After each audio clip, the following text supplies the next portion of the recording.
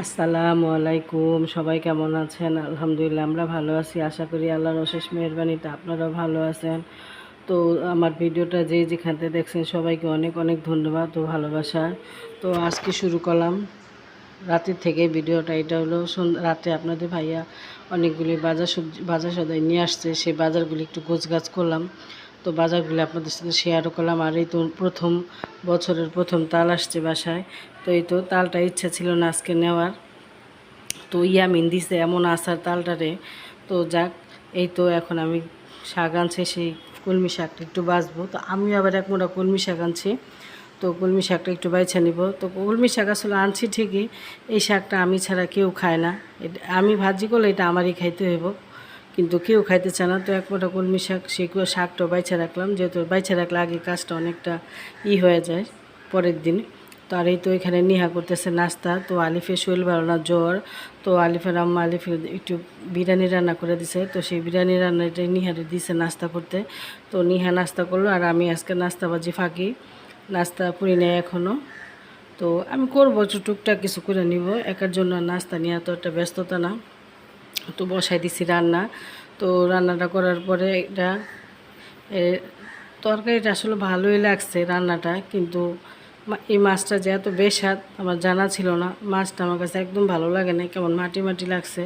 তো আমারও একটু বোকামি হয়েছে। এটা তো আমি আলু টমেটো দিয়ে ঝোলনা রান্না করে, মাখা মাখা ঝোলনা রান্না করে ভাজা খাইলেও কিন্তু ভালো লাগতো, বা ভুনা করলেও ভালো লাগতো। আর ভুনাই বা কীভাবে খাই, পেঁয়াজের দাম এত বেশি, তো ইচ্ছা থাকলেও স্বাদ থাকলেও সাধ্য থাকে না।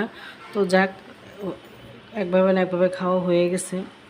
তো রান্নাটা দেখতে ভালো লাগছে, খাইতেও কিন্তু ভালো লাগছে। তো মাছটা স্বাদ ছিল না, মাছটা স্বাদ না থাকার কারণে ভালো লাগে না। তো এই তো আমার তরকারিটা কিন্তু হয়ে আসছে।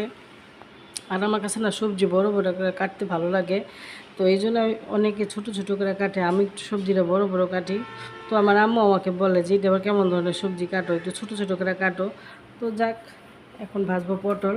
তো লাল লাল করে পটল ভাজা নিব। আর সেদিন যে মাছ আনছিল, সেই মাছের যে নলা মাছের ডিমগুলি, ডিম ভাজবো আর আর পটল ভাজবো।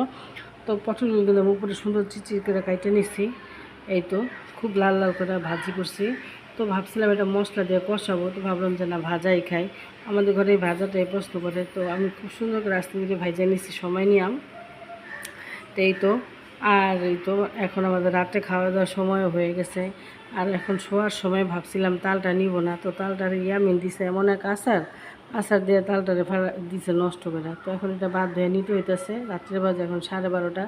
তো আমার হাতের অবস্থা, আঙুলের অবস্থা তেমন একটা ভালো না, ব্যথা লাগে। তো তালটা আমি অনেক কষ্টে নিলাম, একটা তাল দেখে নিতে পারছি, হয়তো 2-3টা হলে নিতে পারতাম না। তো এই তো তালটা বলো কানে, তো এখন আমি শুয়ে পড়বো। তো এই তো তালটা কিন্তু আমার বলক এসে পড়ছে, তো এটা পাখির ঘরে ঢাইকা রেখে শুয়ে পড়বো। তো এটা এই তো এখন হলো এটা পরের দিন সকালে তোমাদের ভাইয়া মাছ আনছে শুক্রবার দিন। তো সেই মাছগুলি দেশি কই মাছ আর দেশি শিং মাছ, তো মাছগুলি আমি ভালো করে কুইটা নিলাম। আর এই তো আমার হাতের অবস্থা দেখো, কোনাটা ফুলে গেছে, ব্যথা আছে। তো মেহেদি দিছি, যেহেতু অনেকে বলে মেহেদি দিলে নাকি ব্যথা কমা যায়। আসলে কপালে বুকুন্দি থাকলে যা হয় আর কি। তো এই তো এখন মাগরিবের নামাজ পড়েই পিঠা বানাবো।